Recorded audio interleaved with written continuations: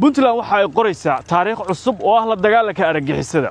calmiskaad waxa ay waxba u ogeyn buuraleyda qandahaar oo tobanaan dawladood ay isugu tageen si ay u xaqiijiyaan in lagu dagaalamo kooxaha argagixisa alqaacida ama daacish oo raqa ahayd laakiin geesiyada puntland ee ciidanka difaacu waxa ay xaqiijinayaan guul ay kaligood leeyihiin aysan la socon ciidan shisheeye isla markaana sidoo kale ay u taagan yihiinba dhul dhib badan inay ka sifeeyaan kooxaha argagixisa ee nabadda iyo horumarka diidan intii aan ku sugnaa buuraleyda calmiskaad dhacdo kale oo aan la kulmay waxa ay tahay xoogga ammaanka ee puntland dhammaantood waxa ay ka sinaayeen inay xaqiijiyaan puntland inay tahay goob ka caagan gab ahaanba kooxaha argagixiso ee ka soo hajira deegaano kala duwan oo ka fog Soomaaliya tan waxay muujinaysaa ciidanka puntland inay u diyaarsan yihiin gab ahaanba sida ay uga jawaabi lahaayeen isku day kasta oo argagixiso oo lagu doonayo in lagu kala qaybiyo puntland ama qayb ka mid ah lagu gabiyo gumaysi taas oo la doonayo in dadka Soomaaliyeed oo dhan dhibaatooyin loogu geysto laakiin geesiyada ciidamada puntland waxay sheegeen taas inaysan ka dhacaynin ciidda puntland tan iyo inta ay ku jiraan howlgalka calmiskaadna waxay baacsanayaan kooxaha argagixisada ee ka soo horjeeda